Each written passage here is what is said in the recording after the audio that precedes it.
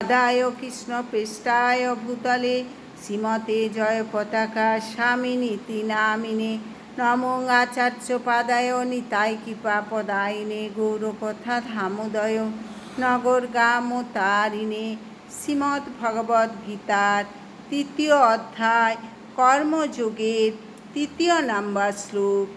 শ্রী ভগবান উবাচ লোকে অস্মিন দ্বিবিধা নিষ্ঠা পুরা প্রোক্তার ময়া অনঘ জ্ঞানযোগেন সাংখ্যানাং কর্মযোগেন যোগিনাম।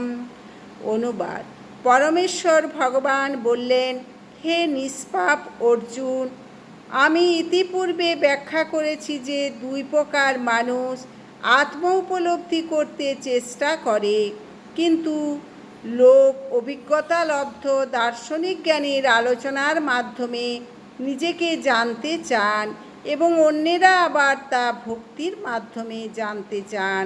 প্রভুপাদ তাৎপর্য: ২য় অধ্যায়ের ৩৯তম শ্লোকে ভগবান সাংখ্যযোগ ও কর্মযোগ বা বুদ্ধিযোগ এই দুটি পন্থার ব্যাখ্যা করেছেন।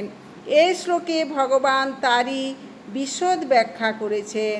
সাংখ্যযোগ চেতন ও জড়ের প্রকৃতির বিশ্লেষণমূলক বিষয়বস্তু। যে সমস্ত মানুষ পরীক্ষা নিরীক্ষা করে দার্শনিক তত্ত্বের মাধ্যমে জ্ঞান আহরণ করতে চায়, তাদের বিষয়বস্তু হচ্ছে এই সাংখ্যযোগ।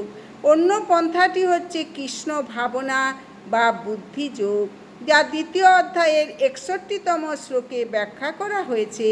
ভগবান ৩৯তম শ্লোকেও ব্যাখ্যা করেছেন যে এই বুদ্ধিযোগ বা কৃষ্ণ ভাবনা অনুশীলন করলে অতি সহজেই কর্মবন্ধন থেকে মুক্ত হওয়া যায় এবং অধিকন্তু এই পন্থায় কোনো দোষ ত্রুটি নেই। ৬১তম শ্লোকে ব্যাখ্যা করে বলা হয়েছে যে ভগবান শ্রীকৃষ্ণের ওপর সম্পূর্ণভাবে নির্ভর করাই হচ্ছে বুদ্ধিযোগ এবং তার ফলে দুর্দমনীয় ইন্দ্রিয়গুলি অতি সহজেই সংযত হয়। তাই এই দুটি যোগই ধর্ম দর্শন রূপে একে অপরের উপর নির্ভরশীল। দর্শনবিহীন ধর্ম হচ্ছে ভাব প্রবণতা বা অন্ধ গোড়ামি, আর ধর্মবিহীন দর্শন হচ্ছে মানসিক জল্পনা কল্পনা। অন্তিম লক্ষ্য হচ্ছে ভগবান শ্রীকৃষ্ণ।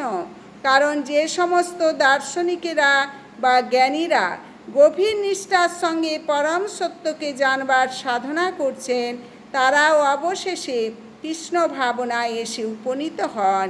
ভগবদ্গীতায়ও এই কথা বলা হয়েছে। সমগ্র পন্থাটি হচ্ছে পরমাত্মার সঙ্গে সম্পর্কের পরিপ্রেক্ষিতে আত্মার স্থিতি হৃদয়ঙ্গম করা। পরোক্ষ পন্থাটি হচ্ছে দার্শনিক জল্পনা কল্পনা, যার দ্বারা ক্রমান্বয়ে সে কৃষ্ণ ভাবনামৃত স্তরে উপনীত হতে পারে। আর অন্য পন্থাটি হচ্ছে ভগবান শ্রীকৃষ্ণকে পরম সত্য পরমেশ্বর বলে উপলব্ধি করে তার সঙ্গে আমাদের সনাতন সম্পর্কের প্রতিষ্ঠা করা। এই দুটির মধ্যে কৃষ্ণ ভাবনার পন্থায় শ্রেয়, কেননা এই পন্থা দার্শনিক জল্পনা কল্পনার মাধ্যমে ইন্দ্রিয়গুলি শুদ্ধকরণের ওপর নির্ভরশীল নয়।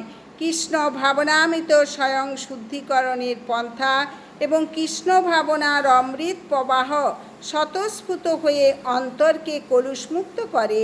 ভক্তি নিবেদনের প্রত্যক্ষ পন্থারূপে এই পথ সহজ ও উচ্চ স্তরের। হরে কৃষ্ণ কৃষ্ণ কৃষ্ণ হরে হরে, হরে রাম রাম রাম হরে হরে। আপনারা চ্যানেলটি সাবস্ক্রাইব করবেন, বেশি বেশি করে শেয়ার করবেন, লাইক করবেন, কমেন্ট করবেন। হরে কৃষ্ণ।